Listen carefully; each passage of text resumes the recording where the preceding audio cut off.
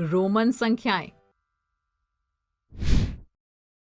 इस वीडियो में हम सीखेंगे रोमन संख्यांकों का परिचय, रोमन संख्याओं को लिखने के नियम, हिंदू अरेबिक संख्याओं को रोमन संख्याओं में लिखना, रोमन संख्याओं को हिंदू अरेबिक संख्याओं में लिखना।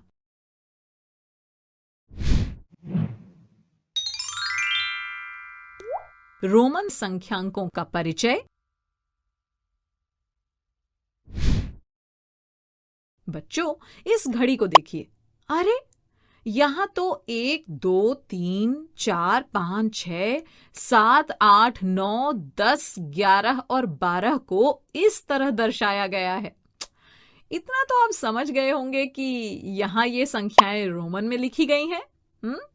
क्या आपने ध्यान दिया? यहां 3 तरह के चिन्ह बार बार प्रयोग किए गए हैं। यहां I यानी 1, V यानी 5 और X यानी 10 है।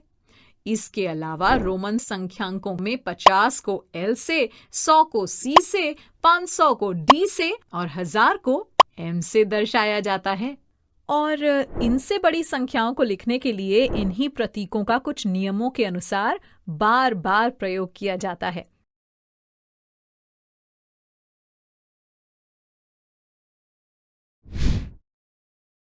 इस तरह केवल 7 संख्यांकों के प्रयोग से इस पद्धति में बड़ी से बड़ी संख्याएं लिखी जा सकती हैं। बच्चों, संख्याओं को कुछ निर्धारित नियमों के अनुसार कुछ संकेतों या संख्यांकों के माध्यम से प्रदर्शित करने के तरीके को संख्यांकन प्रणाली कहा जाता है। जैसे हम स्थानीय मान के नियमों के अनुसार 0 से 9 तक के 10 संख्यांकों का प्रयोग बार बार करके बड़ी से बड़ी संख्याएं बना सकते हैं।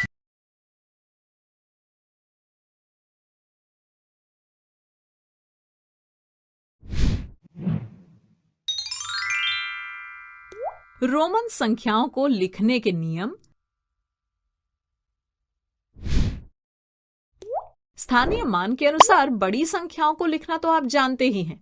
तो चलिए अब रोमन संख्यांकन प्रणाली में बड़ी संख्याओं को लिखने के कुछ नियम समझ लेते हैं। ठीक?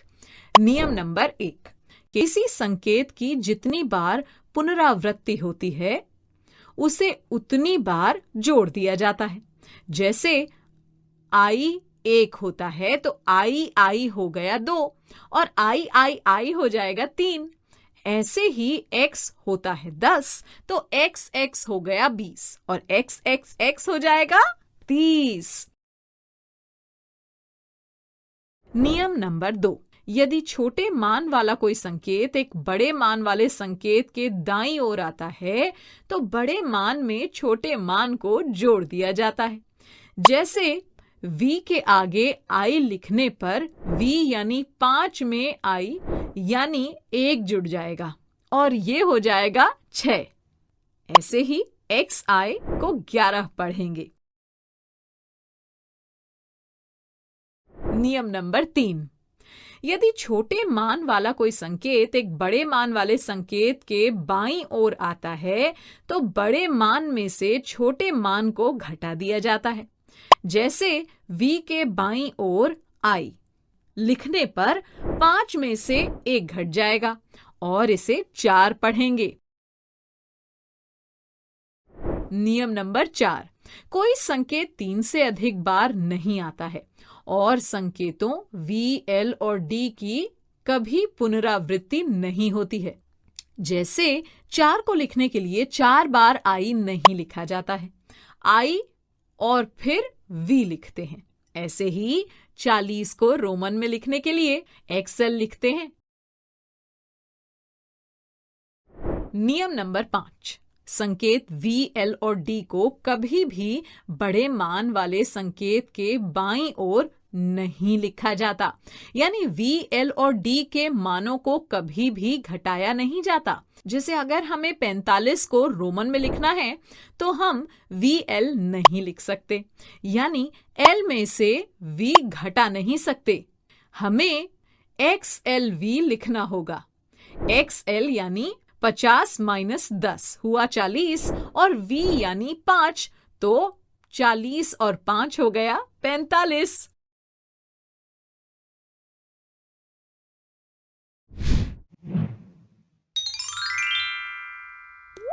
हिंदू अरेबिक संख्याओं को रोमन संख्याओं में लिखना।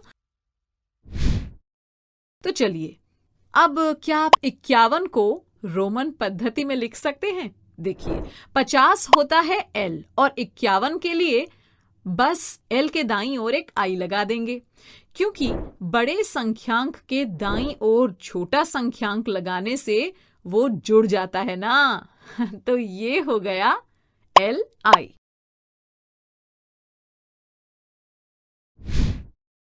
अच्छा, तो अब क्या आप 46 को रोमन में लिख सकते हैं? हाँ, सबसे पहले 46 को हम 40 और 6 में तोड़ लेते हैं और अब पहले 40 का मान रोमन में निकाल लेते हैं। देखिए, 10 होता है x और 40 यानी 10 10 के 4 समूह, तो 40 हो गया x x x x। अरे नहीं, कोई भी संकेत 3 से ज्यादा बार तो आ ही नहीं सकता और यहां तो x 4 बार आ रहा है। तो अब क्या करें? अगर L से पहले x लगा दे तो देखिए बन गया ना 40, क्योंकि बड़े संख्यांक के बाईं ओर छोटे मान का संख्यांक लगाने से वो बड़े संख्यांक के मान से घट जाता है ना। तो 50 - 10 हुआ 40 और इसके बाद 6 के लिए इसके आगे V और I लगा देंगे, यानी 46 होगा XLVI।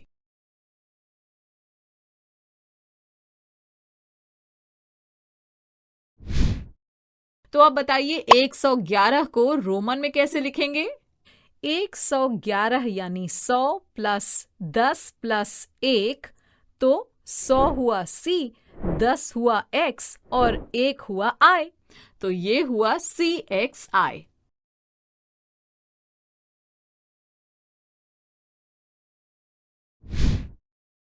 और 1008 को कैसे लिखेंगे? 1000 को M लिखते हैं और 8 को VIII लिख लेंगे, तो 1008 हो जाएगा MVIII।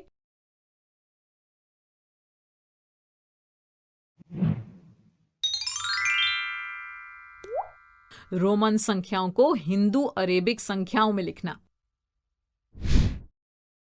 अच्छा, अब इस रोमन संख्या को हिंदू अरेबिक संख्या में बदलिए।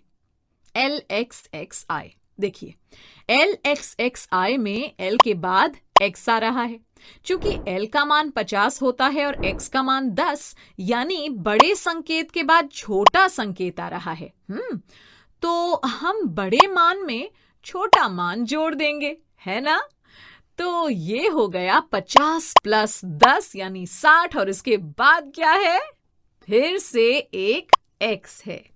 ये तो हमें पता ही है कि रोमन संख्या में जिस भी संख्यांक की जितनी बार पुनरावृत्ति होती है उसे उतनी बार जोड़ दिया जाता है। तो इसे भी जोड़ लेंगे, तो 60 + 10 हुआ 70 और अब इसके बाद I है। I का मान कितना होता है? 1 ना, तो बस इसे भी 70 में जोड़ देंगे, तो 70 + 1 हुआ 71, तो ये संख्या है 71।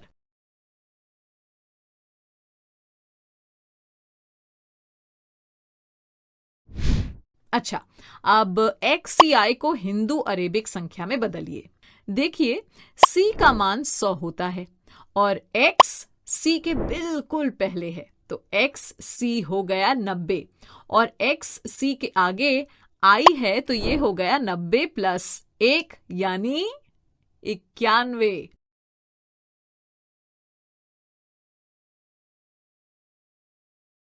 और अब CCXIV का मान हिंदू अरेबिक संख्या में बताइए। देखिए, C होता है 100 और उसके आगे एक और C है, तो ये हो गया 100 + 100 यानी 200 और उसके आगे X है, तो 200 + 10 हुआ 210 और उसके आगे I और V है यानी 4, तो 210 + 4 हुआ 214, तो CCXIV होगा 214।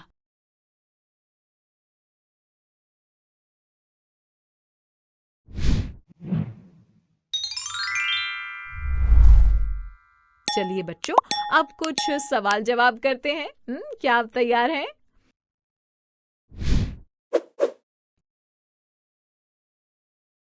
रोमन संख्याओं को लिखने के लिए कितने तरह के संख्यांकों का प्रयोग किया जाता है?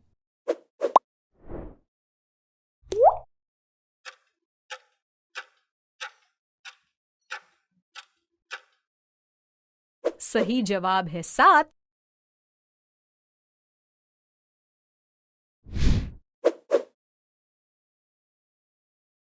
निम्न रोमन संख्याओं में से कौन सी संख्या सही नहीं लिखी गई है?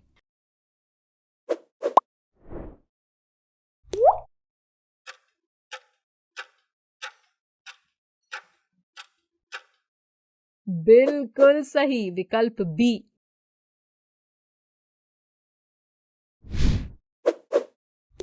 कोई भी रोमन संकेत अधिक से अधिक कितनी बार आ सकता है? सोचो सोचो।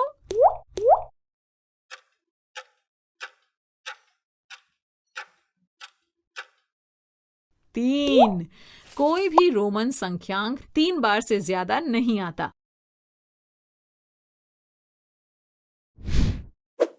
बच्चों, अब ये बताओ 524 को रोमन में कैसे लिखेंगे?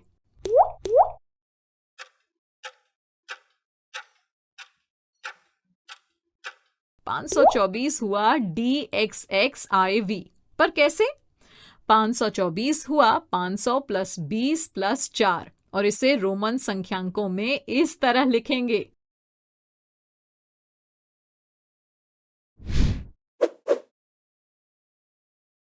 इनमें से कौन से संकेतों को कभी भी बड़े मान वाले संकेत के बाईं ओर नहीं लिखा जाता?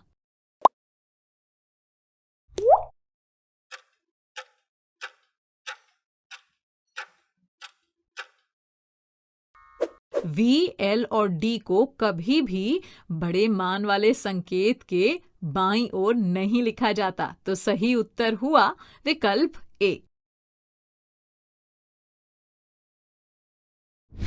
अरे वाह बच्चों, आप तो रोमन संख्यांकों के बारे में अच्छी तरह से समझ गए।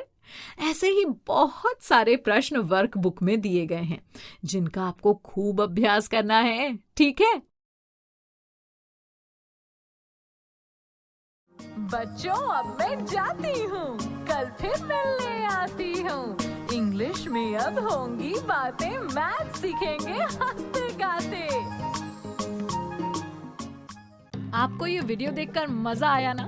अगर आप इस वीडियो से संबंधित अन्य संसाधन जैसे कि अन्य वीडियो, गतिविधियां, क्विज इत्यादि देखना चाहते हैं, तो अभी डाउनलोड करें संपर्क स्मार्ट शाला मोबाइल एप्लीकेशन। और हाँ, अगर आपको ये वीडियो अच्छा लगा हो तो इसे जरूर लाइक करें। और भी नए नए वीडियोस देखने के लिए सब्सक्राइब बटन पर क्लिक करना न भूलें। मिलते हैं बहुत जल्द YouTube और संपर्क स्मार्ट शाला ऐप पर।